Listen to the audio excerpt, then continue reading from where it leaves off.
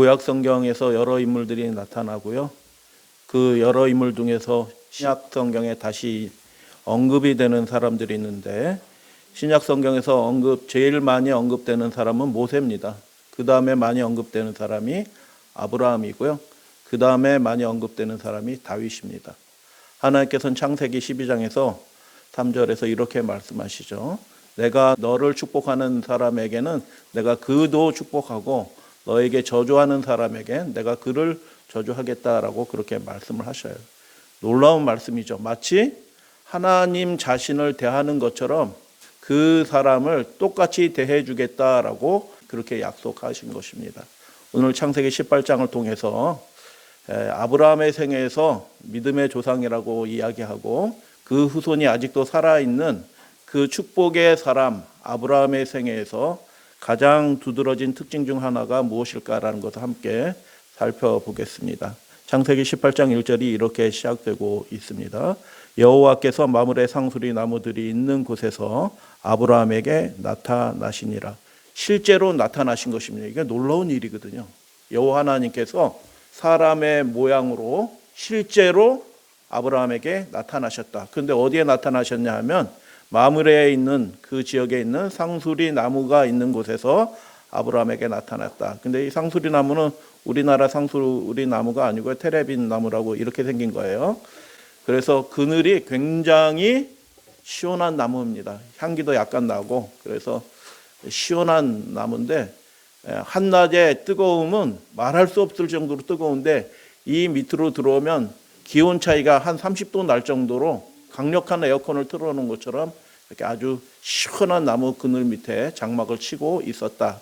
그런데 마므레 상수리 나무들이 있는 곳에서 그 장막문에 아브라함이 앉아 있었다라고 이야기하는데 그냥 쉬고 있었던 것이 아니라 일하지 않고 한 그림을 보여드리는데 그가 하나님과 영적인 교제 기도를 하고 있었던 장면을 나타내는 말씀으로 보입니다. 가장 시원하고 좋은 곳을 하나님과 교제를 나누는 곳으로 삼은 거예요. 그래서 우리 믿음의 가족들도 우리 시간 가운데서 우리 집에서 제일 좋은 곳을 가장 좋은 시간을 하나님께 드려 그 시간을 하나님과 만나는 시간으로 만나는 장소로 삼으시게 되기를 주님의 이름으로 축복합니다.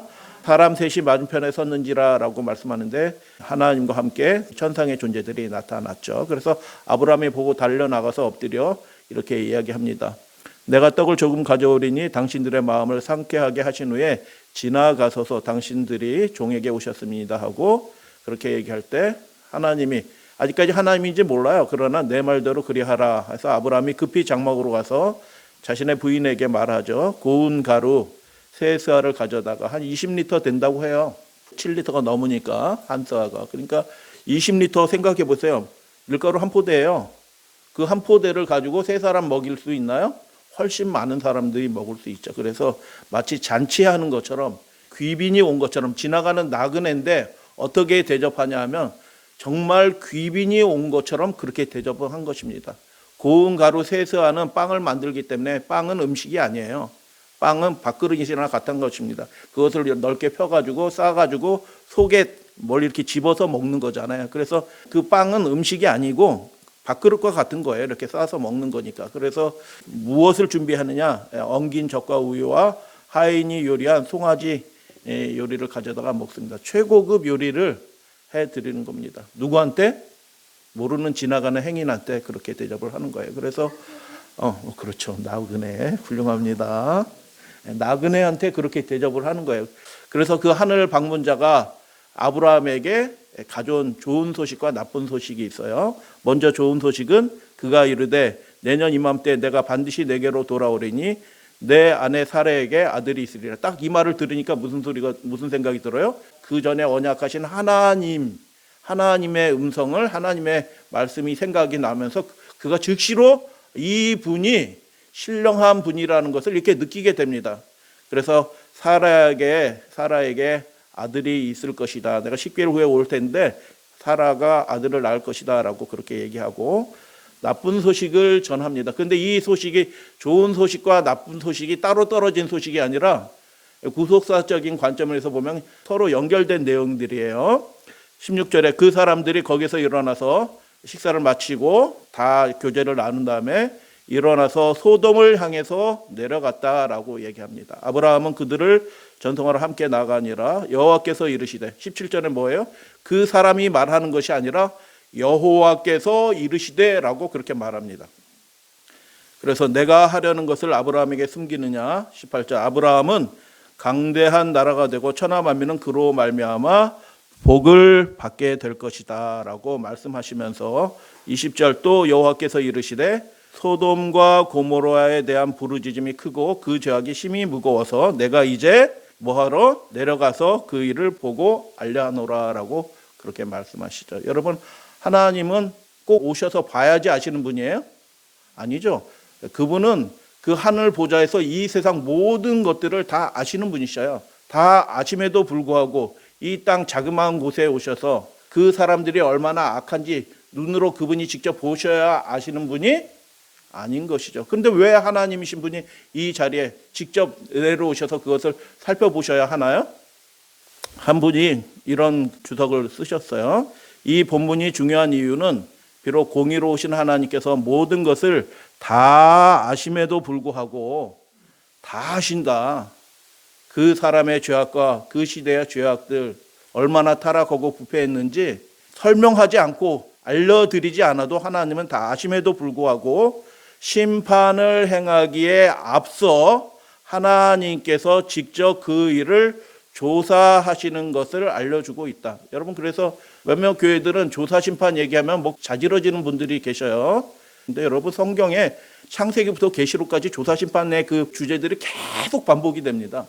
여러분 이 세상 법정도 집행 심판을 하기 전에 그 사람의 죄에 대해서 그 사람이 무죄인지 유죄인지 심리를 해요.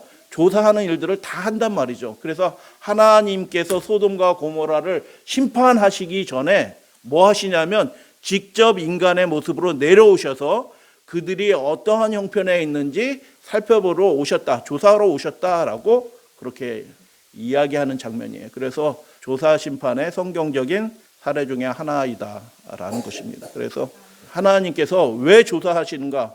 아유, 안 되겠다. 너는 벌 받아야지, 심판 받아야지 하고 그것을 위해서 조사하러 오시는 것이 아니라 하나님께서는 여호와이신 분이셔요. 여호와라는 이름의 의미가 무엇이냐 하면 존재케 하시는 분이시라는 뜻이에요.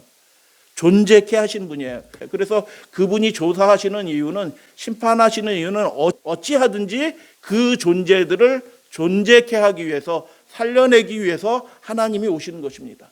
그래서 그것들이 최종적으로 그것들이 거부가 될 때 결과적으로 그들이 심판을 받는 것입니다. 우리 믿음의 가족들이셔 인간의 죄악 때문에 인간의 타락 때문에 그 죄악 그 자체로 멸망받는 사람들은 하나도 없어요. 하나님께서 지금 조사하러 오셨는데 무엇을 조사하러 오셨냐 하면 그들에게 소돔과 고모라 악한 백성이지만 그럼에도 불구하고 그들이 살 길을 찾아주시기 위해서 하나님이신 분이 직접 오신 것입니다. 기회를 주시기 위해서 돌이키기 위해서 하나님이신 분이 오셨다. 조사의 목적인 그것이다. 그래서 아브라함이 소돔과 고모라가 어떤 형편인지 모를 사람인가요? 여러분 그 동네가 그렇게 악한데 그 동네가 무역이 번성해서 돈이 엄청나게 모여 있고 사람도 굉장히 많이 왕래하고 그리고 그곳에 이렇게 유흥이나 뭐 이런 타락한 문화들이 엄청 발달되어 있는데 TV만 틀어보면 뭐 이상한 거 하는데 그래미상 수상식이라고 나와가지고 동성애자들이 막 춤추고 난리고 하고 내가 동성애자로서 그 상을 받아서 기쁘다라고 얘기하고 막 이렇게 그걸 다 보도하고 이런 시대인데 그걸 모르를 아브라함이 아닌 것입니다. 다 알아요. 소문나서 그 지경 사람들은 다 아는 겁니다. 아브라함이 다 알아요. 그래서 하나님이신 분이 어디로 지금 내려가셔요? 소돔과 고모라로 내려가셔요. 아브라함이 무슨 생각 들겠어요? 소돔과 고모라의 종말이 가까웠구나. 그 악을 살펴보러 하나님이 오셨다? 종말이 가까웠다. 그래서 아브라함이 갑자기 이렇게 마음을 가다듬고 하나님 앞에 그 소돔과 고모라 그 악한 사람들 죄악이 뭔지도 모르고 그렇게 밥 먹듯이 악에 빠져서 살아가는 그 사람들 위하여 아브라함이 중보를 시작합니다. 이게 참 놀라운 일이에요. 창세기 12장 3절에 나오는 그 복의 열쇠가 뭐예요? 아브라함에게 축복하는 자를 내가 축복하겠고 아브라함을 저주하는 자를 내가 저주하겠다. 아브라함 자신을 하나님께서 자기 자신과 동일시하는 말씀을 해주셨어요. 그렇기 때문에 이 말씀이 무슨 뜻이에요? 아브라함의 모습 속에서, 아브라함의 품성 속에서 하나님의 그 고귀한 어떤 품성이 거의 비슷해진 거예요. 닮아 있는 거예요. 그렇기 때문에 하나님께서 아브라함을 축복하는 사람에겐 내가 그 사람이 누구인지 축복하겠고 아브라함을 저주하는 사람들에게는 그를 내가 저주하겠다라고 얘기해요. 아브라함이 그런 사람이 되는 가장 결정적인 이유 중에 하나가 무엇일까? 아브라함의 품성이 누구를 닮았어요? 하나님의 품성을 닮았어요. 그래서 이 중보의 사건을 통해서 그것이 드러납니다. 그 하나님이 하신 말씀을 듣고 아브라함이 가까이 나아가, 이게 무슨 뜻이에요? 그가 간절한 마음을 가지고 그 하나님 앞에 나아가서 아뢰는 것입니다. 이르시되 주께서 의인을 악인과 함께 멸하려 하시나이까 라고 얘기하면서 간절히 요구하는 거죠. 그 성중에 의인 몇 명이? 50명이 있을지라도 주께서 그곳을 멸하시고 그 50인을 위하여 용서하지 아니하시리이까. 주께서 이같이 하사 의인을 악인과 함께 죽이심은 부당합니다. 온당하지 않습니다. 정당하지 않습니다. 라고 그렇게 이야기하는 이유가 뭘까요? 모양은 사람의 형상인데 살아가는 것을 보면 짐승이에요. 짐승. 그럼에도 불구하고 아브라함의 마음속에 뭐가 있어요? 그 생명을 아끼고 사랑하는 마음이 있는 것입니다. 그래서 이 이야기를 하는 이유가 롯의 가족 살려내기 위해서, 자기 혈육 살려내기 위해서 하는 얘기가 아니고 실제로 소돔과 고모라 사람들을 위해서 그렇게 중보하는 것입니다. 여러분, 그 사람들을 손가락질하고 욕하는 건 누구나 다 해요. 누구나 다 해. 그러나 아브라함은 누구를 닮았어요? 하나님을 닮은 것입니다. 하나님의 모습이 어때요? 그 악한 존재일지라도 어떻게 해서든지 마지막 순간까지도 살려내려고 하시는 분이 하나님의 모습이에요. 그래서 부당하며 세상을 심판하시는 이가 정의를, 공의를 행하실 것이 아닙니까? 라고 호소하는 거죠. 이게 호소하는 이유가 무슨 뜻이에요? 소돔과 고모라를 살려주십시오. 하나님은 생명을 지으신 분이시지 않습니까? 라고 호소하는 거예요. 그래서 여호와께서 대답하시죠. 오케이, 콜, 이렇게 대답하신 거죠. 아브라함의 첫 번째 중보가 나오는데 의인 몇 명이 있으면, 여러분, 소돔과 고모라는 그 인근 지역에서 제일 큰 성읍 중에 하나인 것입니다. 제일 무역이 번성해서 남북으로 교류가 일어나고 동서로 교류가 일어나는 그 요충지에 가장 번성한, 문화적으로도 제일 뛰어난, 돈이 제일 많이 몰리는 사람들이, 각종 사람들이 모여드는 그런 곳이었는데 그 성에서 의인 50명을 이야기를 한 것이죠. 왜 하필 의인 50명을 언급했을까요? 100명도 있고 200명도 있고 30명도 있고 더 내려가서 10명도 있고, 그런데 왜 아브라함의 첫 번째 50명을 얘기했을까요? 말씀드립니다. 창세기 14장에 아브라함이 그 조카가 어떻게 해요? 소돔과 고모라로 내려가서 살고 있는데 그 인근 지역이 안정적이지는 않아요. 그래서 다른 왕들이 연합 와서 그걸 털어먹고 다 잡아간 거야. 아브라함과 그 권속들을 다 잡아갔는데 어떻게 해요? 그 소식을 듣고 아브라함이 길리고 훈련된 자, 싸움할 수 있는, 전투할 수 있는 사람 몇 명을? 318명. 그래서 아브라함의 권속 중에서 최소한 싸움을 아주 능하게 할 수 있는 준비된 자가 318명이 함께 식구예요. 식구. 가족은 아니라도 식구. 그래서 하우스홀더라고 얘기하죠. 권속이에요. 같이 살고 있는 것입니다. 단까지 쫓아갔다라고 얘기하죠. 그래서 전투할 수 있는 나이를 20세에서 60세라고 쳐요. 싸움할 수 있는 준비된 사람이 318명이 있었다. 그러면 318명 가운데서 결혼했으니까 4인 가족이라고 칩시다. 그러면 대략 몇 명이 되냐 하면 아브라함의 권속이 1500명 정도 되는 거예요. 최소한 1500명. 그래서 아브라함의 권속 몇 사람이 이렇게 살아가는 게 아니라 상당히 굉장히 큰 규모의 권속이었다라는 것을 보게 되죠.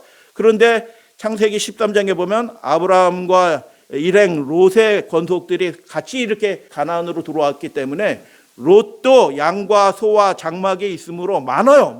롯도. 그렇기 때문에 그 땅이 좁아서 넉넉하지 못해서 이제 다툼이 일어나고 그래서 헤어지기로, 갈라지기로 한 것입니다. 그들의 소유가 많아서 동거할 수 없게 됐다라고 이야기를 하는 거죠. 그래서 아브라함만큼은 많지 않지만 1,500명, 2,000명은 되지 않아도 롯의 권속이 최소한 3분의 1로 한번 잡아보도록 하겠습니다. 그래서 3분의 1 잡으면 몇 명이에요? 500명 정도 되는 거예요. 롯의 권속이.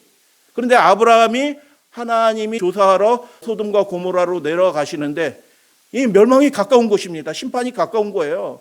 근데 아브라함을 살리려고 하는 것입니다. 근데 소돔 사람은 이미 희망이 없어요. 그 사람들은 짐승이에요, 짐승. 그런데 그 가운데에 내려간 누가 있어요? 롯의 권속들. 함께 아브라함과 하나님을 예배하고 하나님께 경배를 올리고 섬겼던 롯의 권속들이 거기 있으니까 희망은 누가 있어요? 롯의 권속들이 거기에 있겠구나. 근데 롯의 권속들이 최소한 한 500명은 된 거예요. 근데 500명 중에서 50명을 얘기했으니까 적어도 10명 중에 1명은 믿음 생활 제대로 하고 있겠지. 이렇게 얘기한 것입니다. 이게 굉장히 무서운 얘기예요, 사실은요. 우리 세속의 영향력이 이렇다는 것이에요. 우리가 정말 경건하게 아브라함처럼 그 세속을 멀리하고 거리를 두지 않고 철저하게 자기를 지키지 않으면 자기 자식들과 자녀들과 권속들을 한 사람도 지키지 못한다는 뜻이에요, 사실은. 여러분, 그래서 이 안식일은 우리가 하나님의 도우심을 입어서 세속과 맞싸우는 거룩한 싸움을 하는 시간이 이 안식일의 시간이라는 것을 여러분 믿으시게 되길 바랍니다.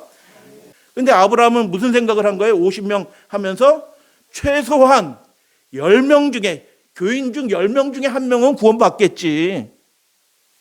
나랑 그렇게 신실하게 예배드렸던, 하나님을 기뻐하고 찬양하고 하나님을 섬겼던 그 롯의 권속 500명 중에 10명 중에 1명은 그래도 제대로 믿고 있겠지 라는 생각을 가지고 50명으로 딱 시작한 것입니다. 10분의 1 정도는 되겠지 최소한 해서 50명을 딱 부른 거예요. 50명이 있다면 그 의인 50명을 위해서 이 성을 좀 보존해 주시옵소서라고 하나님 앞에 그렇게 간구한 것이죠. 근데 즉시로 하나님이 대답하시죠. 뭐라고 대답하셔요? 오케이. 이렇게 하니까 아브라함이 어떻게 해요? 감사합니다 하는 생각이 든 게 아니고 깜짝 놀란 거예요. 50명이 안 될 수도 있나 보다. 이런 생각이 번쩍 드는 것입니다. 하나님이 너무 쉽게 오케이 하니까 안 돼 이렇게 얘기해 줄 줄 알았는데 오케이 하니까 어떻게 해요? 겁이 덜컥 난 것입니다. 그래서 뭐라고 얘기해요? 아브라함이 50명 얘기했다가 그 다음에 자기를 더 낮추면서 어떻게 해요? 주여 하나님이시여 45명, 그 다음에 40명, 그 다음에 30명, 그 다음에 20명, 마지막으로 10명까지 내려옵니다. 무려 50명을 얘기한 다음에 5번이나 거듭 변개해서 하나님 앞에 매달리는 것입니다. 자기 가족도 아니에요. 소돔과 고모라는 자기 가족도 아니에요.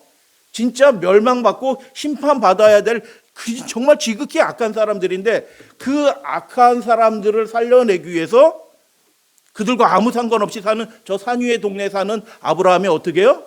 그들을 위해서 중보하고 기도하는 것입니다. 정말 간절히 기도하는 것입니다.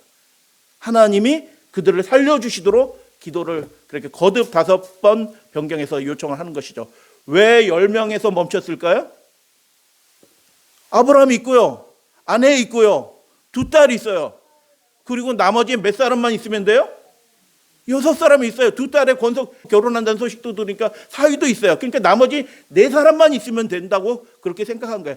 믿음의 가정 한 가정만 있으면 그 소돔과 고모라가 멸망받지 않게 된 것입니다. 하나님이 그렇게까지 양보하시고 오케이 너의 간구를 내가 연락한다 받아들인다라고 하면서 그렇게 허락하신 거예요.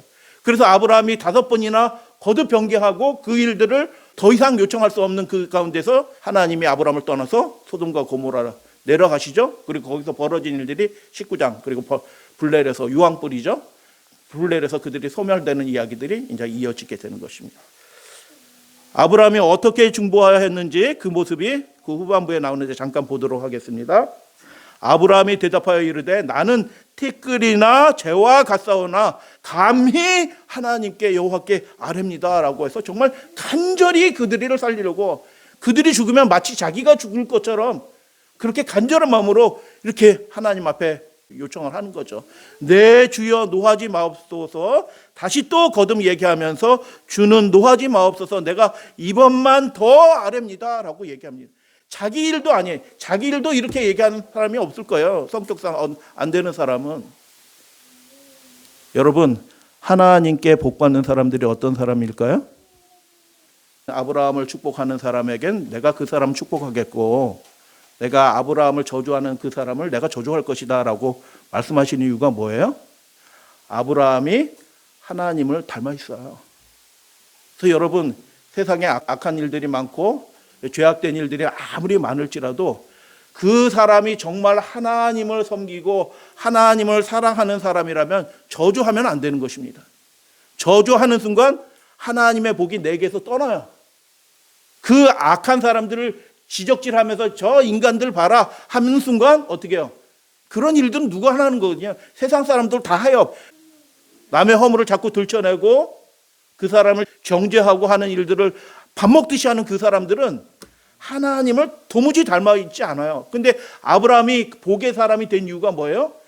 하나님과 동급으로, 하나님과 친구로 하나님이 스스로 말씀하시잖아요. 내 친구 아브라함에게 내가 숨기겠느냐?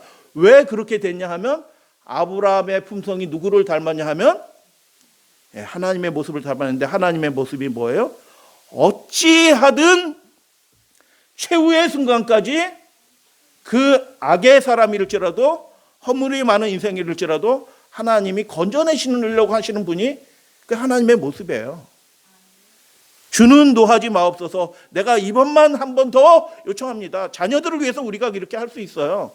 근데 정말 악한 사람들을 위해서, 원수 같은 사람을 위해서 한 번 더 기회를 주세요. 저 사람 구원해 주세요. 저 사람도 예수님이 필요해요 라고 하면서 간절히 호소하는 사람이 아브라함의 영을 가진 사람, 하나님의 품성을 닮아가는 사람이 모습이 그렇게 되는 것입니다.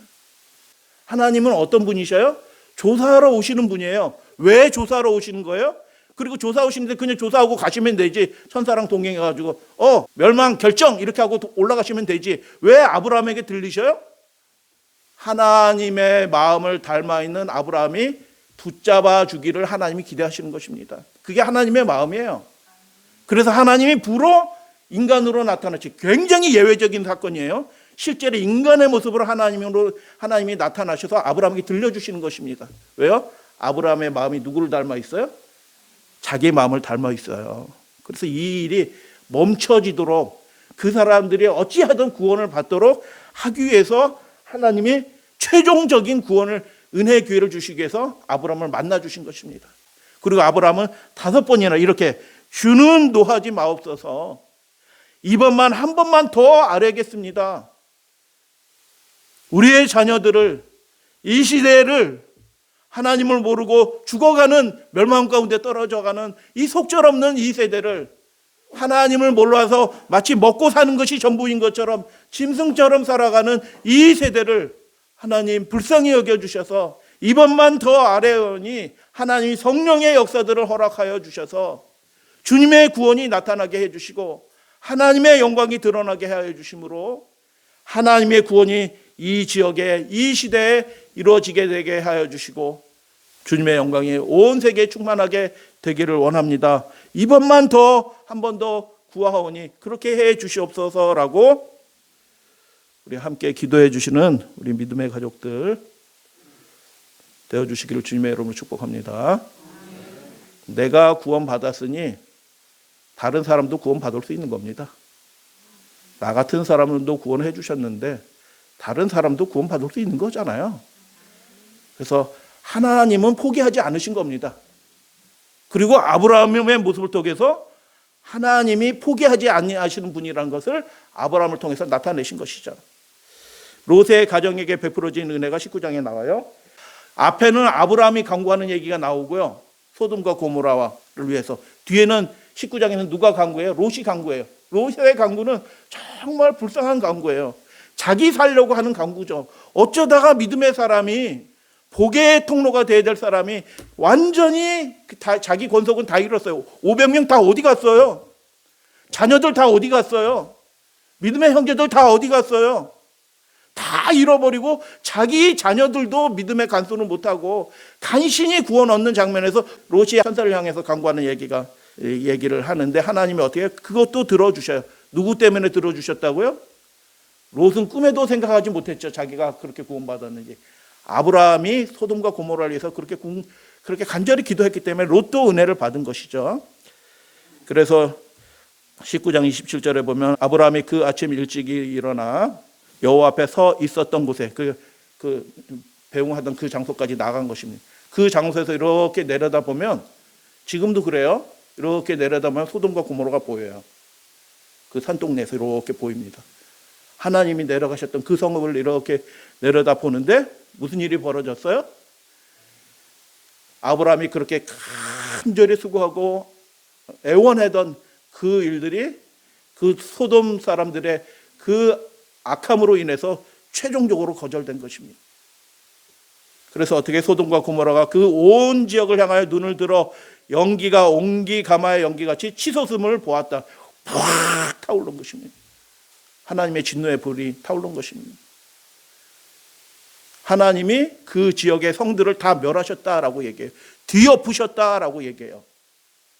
그런데 그럼에도 불구하고 10명까지 그렇게 간절히 요구했던 그 간절한 아브라함의 간구를 생각하사, 중보를 생각하사 롯을 그 엎으시는 중에서 끌어내셨다라고 그렇게 말씀합니다. 롯은 누구 때문에 은혜를 얻었어요? 하나님의 품성을 닮은 아브라함 덕분에 은혜를 입었죠. 여러분이 우리 모두 복의 가정이 되시기를 주님의 이름으로 축복해요. 어떤 사람이 하나님께 그렇게 존귀하고 복을 받는 하나님 자신처럼 여겨지는 존귀한 복의 가정이 될 수 있느냐? 연약한 자들, 죄인들 함부로 욕하지 않고 그들을 살려내기 위해서 하나님 앞에 간절히 매달리는 사람, 그 사람들이 복의 사람들이 되는 것입니다. 하나님은 살아계신 하나님이고 생명의 하나님이에요. 생명이 그 마음속에 있어야 돼. 저 사람 벌써 사망이 들어온 거예요. 망해야지, 심판받아야지. 저거 왜 안 망하고 있나?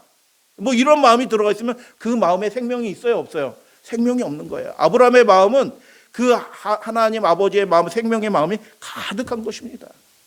그래서 아브라함의 기도를 응답하사 그나마 다 멸하여져야 될 그런 상황이었지만 하나님이 몇몇 사람을 건져내셨죠. 아브라함의 중보의 모습이 우리의 믿음의 가족들의 간절한 기도의 제목처럼 그렇게 모습이 되기를 주님의 이름으로 축복합니다. 아브라함의 중보가 아브라함의 눈물로 바뀌었죠. 이 마지막 시대의 형편이 그렇게 절망적인 절망적인 모습일지라도 우리는 아브라함의 모습처럼 아브라함처럼 그렇게 기도하고 중보해야 되는 사람이어야 될 줄로 믿습니다. 롯의 가정이 왜 그렇게 큰 실패를 했을까요? 500명이나 됐던 소가 양과 그 때가 무수했던 많은 거대한 거부였어요. 거부였는데도 불구하고 왜 그렇게 큰 실패를 하였는가? 소돔이 지금 발굴되고 있어요. 고고학적으로 발굴되고 있는데 지금 사회 미치인데 지금 모습하고 그 당시의 모습하고는 완전히 다르죠. 환경이 완전히 바뀌었죠. 무역이 아주 풍성하던 곳이다. 여러분 돈이 너무 많으면 타락합니다. 세상은 타락해요. 에덴 동산처럼 아름다운 곳이었어요. 에덴 동산처럼 아름답고 무역이 풍성하던 그런 곳이에요. 그런데 그곳이 그렇게 타락을 한 게 되죠. 그런데 롯의 눈에는 롯과 아브라함이 이렇게 갈라지게 되는데 롯의 눈에는 그게 어떻게 보여요? 요단들을 바라본즉 마치 하나님의 여호와의 동산처럼 보였더라. 뭐만 보이는 거예요?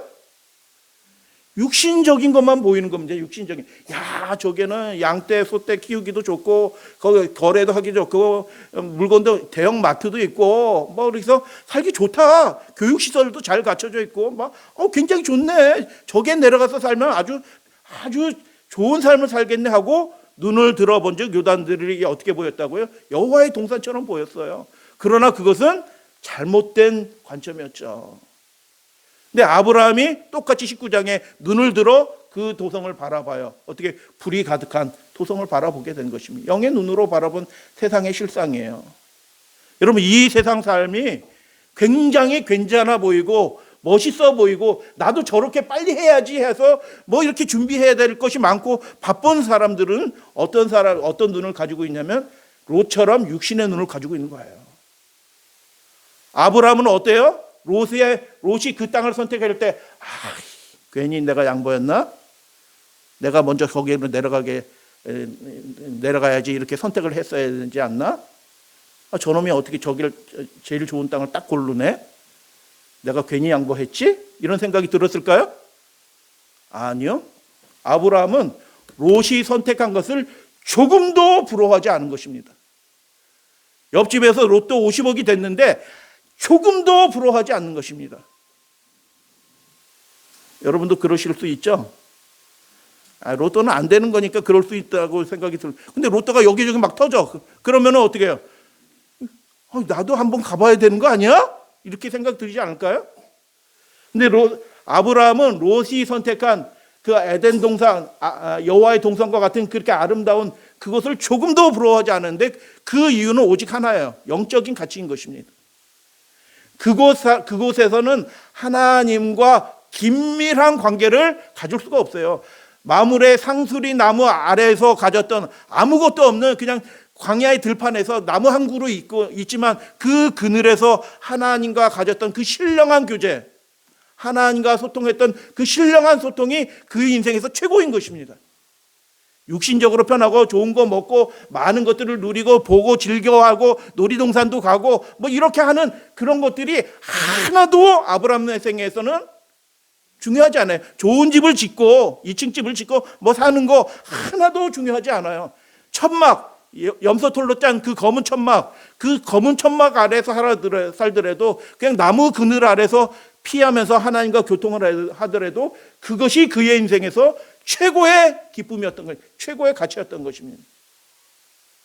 하나도 부러워하지 않은 것입니다. 왜요? 정말 자기가 최고로 여기는 것은 그런 것이 아니거든요.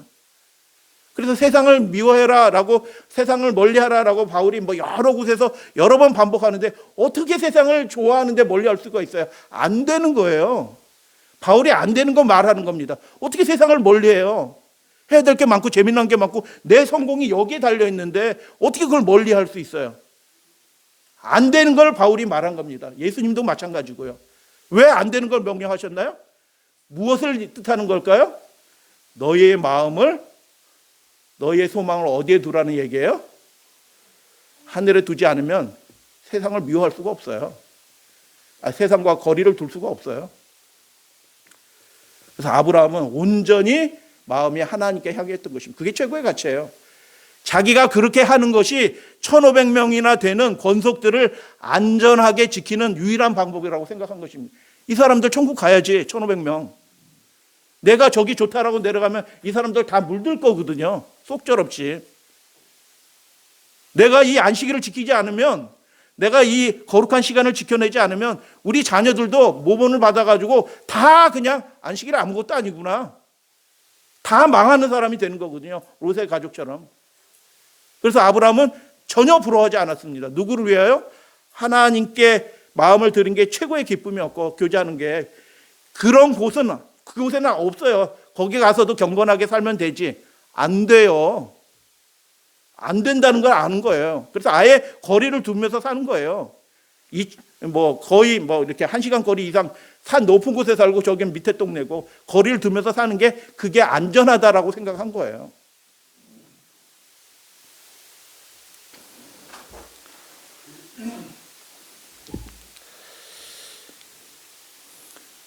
아브라함의 생애 가운데서 나타난 한 모습을 또 말씀을 드리는데, 롯을 구출하기 위해서 단까지 쫓아갔다라는 이야기가 나옵니다. 소돔 근처에 롯이 이제 피했던 그 소알라 피했던 그곳에 세워진 기념교회예요. 여러분, 성경에 나오는 얘기가 그냥 지어낸 얘기고 이야기가 아니고 실제로 있었던 일이에요. 실제로 있었던 일. 그 소돔과 고모라가 지금 발굴되고 있다니까요. 있어. 지금 있는 거예요. 불에 탄 그 도시가 지금 발굴되고 있어요. 물론 사회 밑에 있어서 쉽게 발굴되지는 않지만, 아브라함이 그 조카 롯을 건져내기 위하여 길리고 훈련된 자 318명을 거느리고 단까지 쫓아났다. 그가 사는 곳은 소돔 근처 헤브론이에요.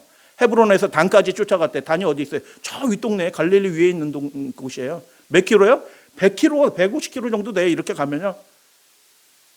아유, 저놈 저렇게 하다가 결국 사단이 났지. 아유, 내가 그럴 줄 알았어 하고, 아유, 안 됐다. 이렇게 하고 만 게 아니고 어떻게 해요? 건져내기 위해서 원정대를 간 것입니다. 150km 원정대를 떠난 겁니다. 어떻게 될지 모르지만 안전함이 보장이 되어 있지 않지만 그렇게 간 것입니다. 그리고 15장에서 하나님이 나는 너의 방패다라고 나타나시잖아요. 그래서 아브라함은 어찌하든지 사람을 살려내려고 했던 사람이다. 끝까지 그 악한 사람일지라도 살려내려고 했다. 50명으로 시작했지만 10명까지 내려왔다. 그리고 하나님은 어떻게 해요? 여러분, 기도 응답이 되는 사람의 특징이 있어요. 기도 응답이 잘 되는 사람은 어떤 사람이에요? 그 심령이 생명이 있는 사람들이 기도 응답이 잘 돼요. 살리려 하는 사람들, 어찌하든 살리려 하는 사람, 마음속에 자꾸 정죄하는 영이 가득하면요, 하나님과 아무 상관이 없는 사람이 된다니까요. 근데 우리가 육신적인 눈으로 바라보면 이게 좋아 보이고 저게 틀려 보이고 이거 다 망하는 길이죠. 그러나 영의 눈으로 바라보면 그 사람이 정말 복된 삶을 살아가는 것이죠. 아브라함은 끝까지 소돔을 살리려 했고 하나님은 어떻게 해요? 그때마다 응답하시는 것입니다. 대답하시는 거예요. 야,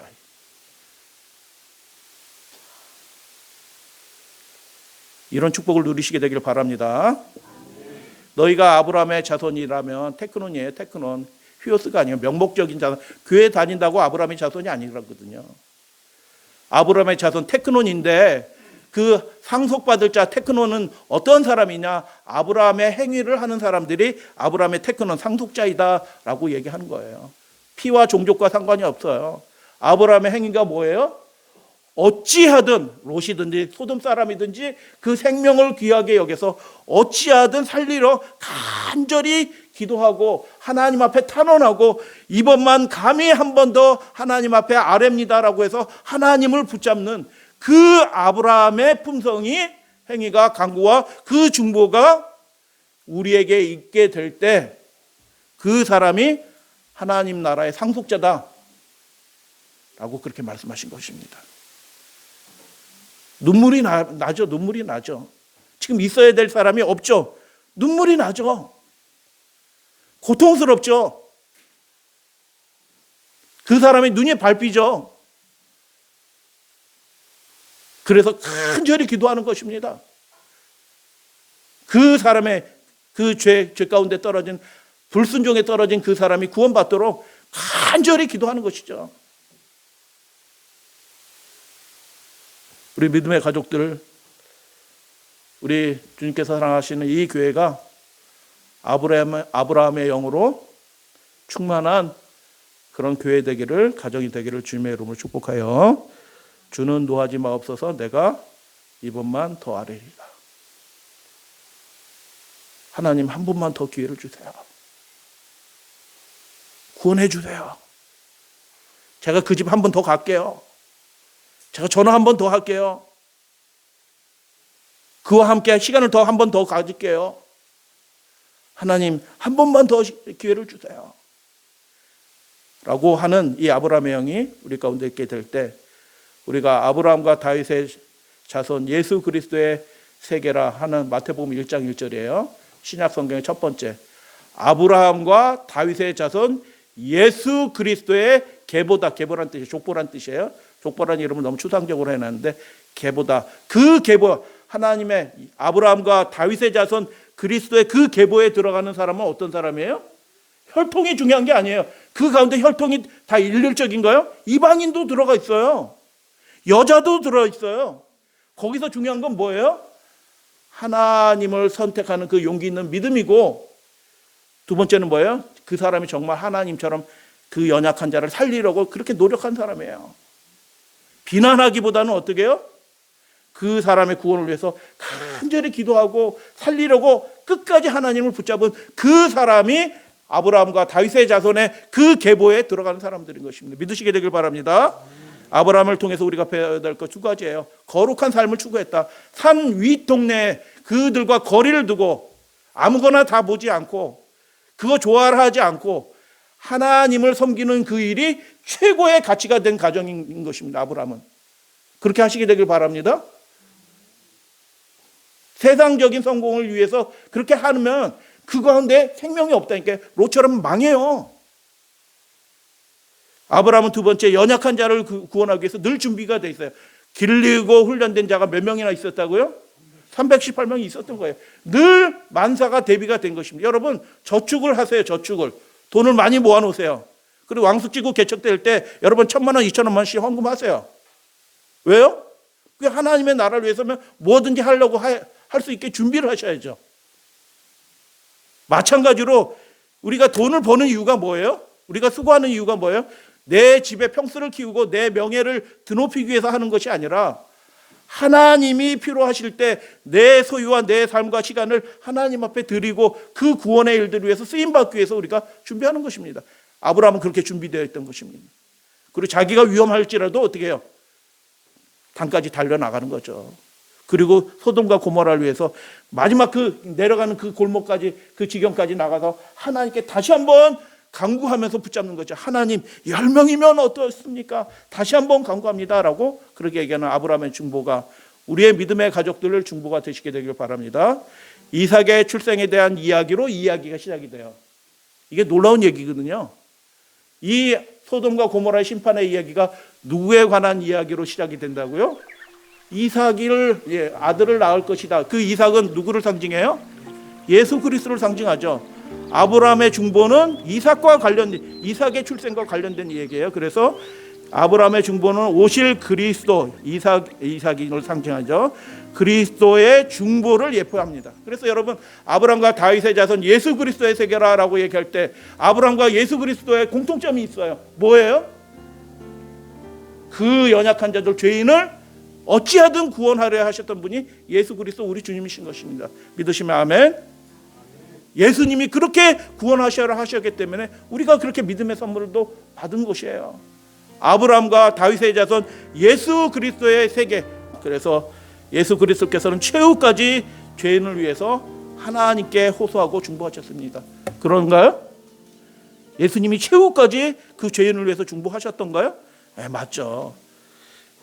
누가복음 23장에 이에 예수께서 가라사대 아버지여, 십자가에 달려서 혀가 피를 너무 많이 흘리고 밤새도록 고문을 받으셨기 때문에 혀가 입천장에 떡떡 달라붙어 가지고 발음도 제대로 되지 않는, 그리고 손과 발에 못에 찔려서 고통의 몸부림이 이게 경련이 일어난 그 가운데서 예수님께서 어떻게 해요? 온 힘을 다하여, 이 말하는 게 힘이 들어가기 때문에 말하면 이 손과 발이 더 아파요. 근데 온 힘을 다하여 최후까지 예수님께서 하신 그 마지막 말씀이 뭐예요? 아버지여, 저희를, 자기를 침뱉고 묘욕하고 뺨 때리고 조롱하고 하나님의 아들이야 내려와 봐라 막 믿겠다 막 이렇게 얘기하는 그 죄인들을, 하나님이신 분을 모독하는, 대적하는 그들을 향하여 그 인간이 되신 하나님이 뭐라고 말씀하시면 아버지여, 저희를 사하여 주옵소서. 자기가 하는 일을 알지 못합니다. 아브라함의 영이 곧 예수님의 영이고 예수님의 영이 곧 아브라함의 영이었던 것입니다. 아브라함과 예수 그리스도의 세계에 들어가시는 여러분들 되시게 되길 바랍니다. 아브라함의 생에서 가장 두드러진 특징이 뭐예요? 하나님 왜 자신과 동급으로 여겼어요? 내 친구다라고 여겼어요. 그 가장 중요한 것은 어찌하든 살리려 했던 사람이다.